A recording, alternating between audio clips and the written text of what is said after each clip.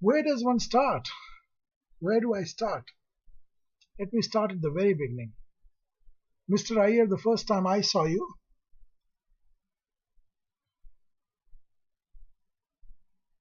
was when Murli tore one of my comic books. It was an Archie comic called Jughead and Me, and Umesh and Mohan had borrowed it, and Murli had a fight with them, and he tore my book. And I was sitting on the terrace helping our pickles to dry in summer, and I was called down. And you were very ashamed. You were one of the people who was a stickler for rules. I really appreciate this. You never tried to stand out. You never tried to. There was a humility about you, and you had the strongest hand. I mean, we had heard that from Murli that if my dad punches, once you punched Murli and he went a whole circle in the lift. And obviously, I've seen your hand. You're one of the strongest people. And I met you and you said, hey, look what this guy has done, and I'm happy to pay you the money. And uh, yeah, uh, and I as a 12-year-old, I liked the importance and attention I got. So I said, no, I didn't want the 3 rupees, which was the cost of comic book. I was fine with it. And you were nice to me. You were always nice till we became teenagers, and you then had this uh, had this humor where you try to irritate the other person into submission. And which brings me to Amma. I mean, God knows I've had two mothers. My mom, the biological one, and Amma. She's always been nice to me. I've spent afternoons at your house eating chakris and papads and chikli and all kinds of things that you got from Matunga, from those Tamil shops in Matunga. And what I really appreciate about you is the fact that the intellectual environment that you provided us as children, and the philosophy, the poetry, the knowledge of the Gita, the Chinmayam ashram, that curd rice and pickle that you made, that curd rice and pickle which was made on the 1st of February when the train left for Trivandrum, and it had those round bulb chilies, and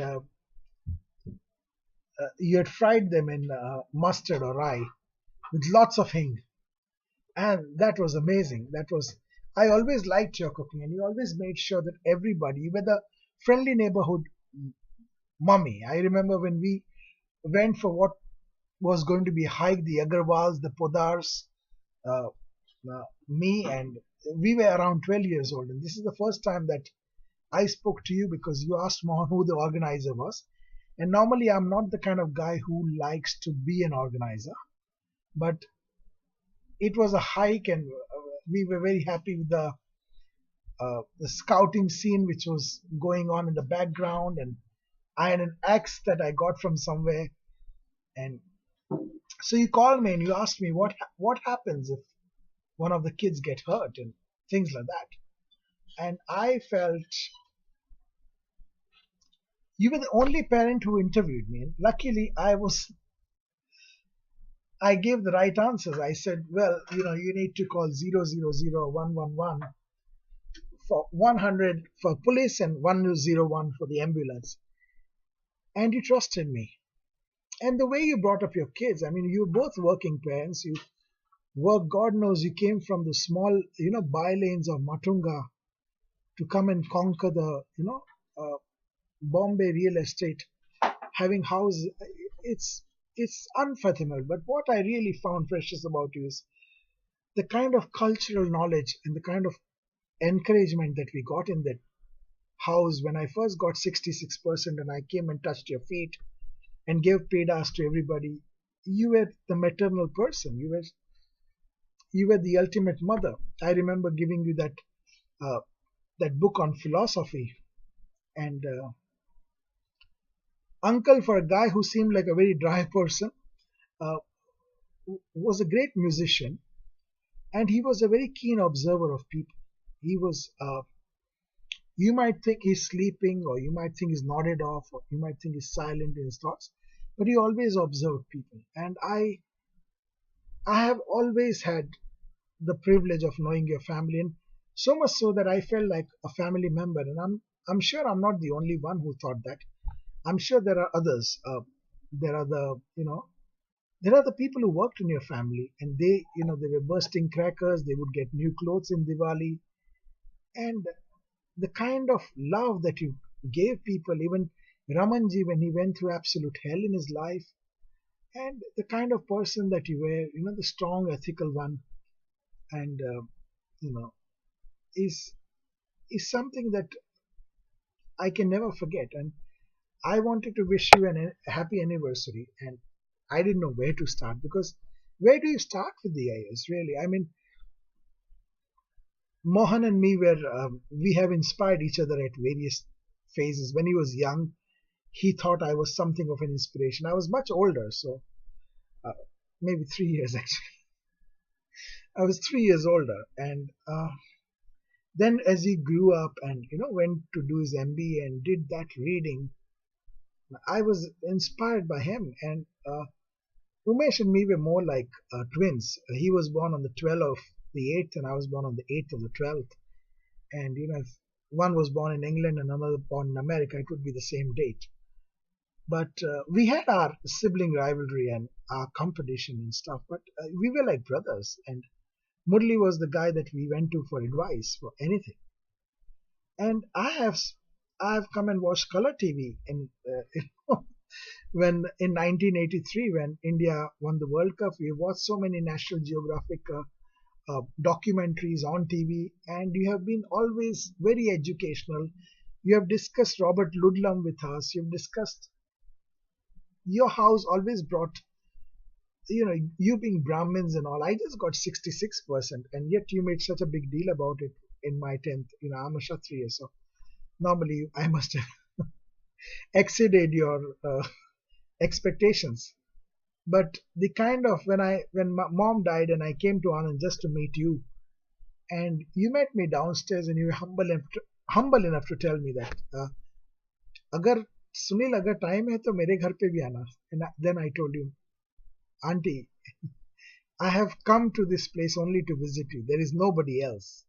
The family that lived on the third floor is now in New Jersey, and there is nobody else. And I had come to meet you, and I feel really privileged and humbled by your family and the way you raised your kids. For people who were, for two working people who have fought through, the economic deficit, which is India, you have raised your kids so well, and you can see for yourself, you know. And uncle, we always kind of secretly loved him. We stole his Bril cream, me and Mohan. So he had these two qualities of Bril cream that he used to use when he was a kid. There was the red one, which was protein, but it would make your scalp itchy. And then there was the green anti-dandruff one, which he which he graduated to. And your stories, the stories of going around the world, stories of going to Australia, and you were such a broad-minded person that we could talk to you. You like the fact that I wrote poetry. I could talk to you about poems and astrology and anything, because I was not the best boy. I mean, you were this very culturally ethical lady, and if you had stood for election at that time, you would have been a softer, nicer version of Indira Gandhi. And I was this bad guy, used to fall in love with your neighbor's daughter, or was linked with someone else, and yet you always took me as one of the kids. And I, this is not a time to thank you. I mean, if I had to thank you for every little thing you did, it would take forever. So I just want to wish you a happy anniversary, and as you are probably going to Kuji or Kulu or Manali or one of those unpronounceable hilltops, and I just want to wish you guys. Murli wanted me to make a 4-minute video. It would take hours to make a video. I had to incorporate everything from 163B to the first time you guys got a Maruti 800 and we went for a spin, and you were always nice. You were so full of grace and so full of maternal instinct. Even when Boris Becker was not playing well in front of Lendl, your heart went out to him. And these are the things that we learn. You learn and you forget. And today I live in two Western countries, but what remains with you is the culture.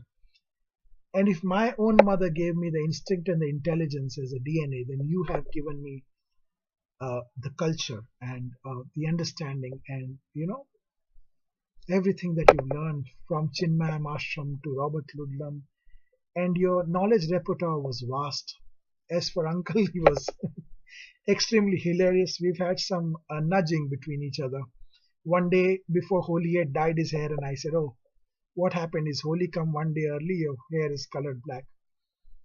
And such, you guys still look healthy and young, and maybe it's the Rudraks, maybe it's Kishore Bhai's Ashirwad, maybe it's our well wishes, all people who know you, from the Preetis and from the Jains to the Srivastavas to the Sheths, and people that you've been extremely nice to, and you taught us to respect India and our culture, and you've been such a matriarch, and we absolutely think the world of you. As for Uncle, he always was a guy who knew everything that was happening. There was a time in Murli's wedding that there was a slight uh, bit of a tiff-taff, but he's a very aware person. In fact, when he became sick, I was disturbed because he's always there. We take him for granted, but you guys are amazing people, and I am grateful. I no longer feel like an orphan. Dad died in '94 and mom died in 2010, and I am eternally grateful. And I just don't know where to start. I So take this as my little congratulatory thing. A man or a woman should judge their success by how far their children exceed their life. And your kids have done well, your grandkids are fine, and you have given us everything from music, philosophy, free chakris, papadams, achars, malagapuri, dosas, and we are enriched from the thread ceremonies of Sri Ram High School to the tiffins of Trivandrum Community Hall to the sleeping Vishnu, and I salute you and I'm grateful. Thank you very much. I'm sorry that I couldn't say much, but thank you very much for being in my life. Have a nice day, have a nice life, and my good wishes will always be there. Thank you.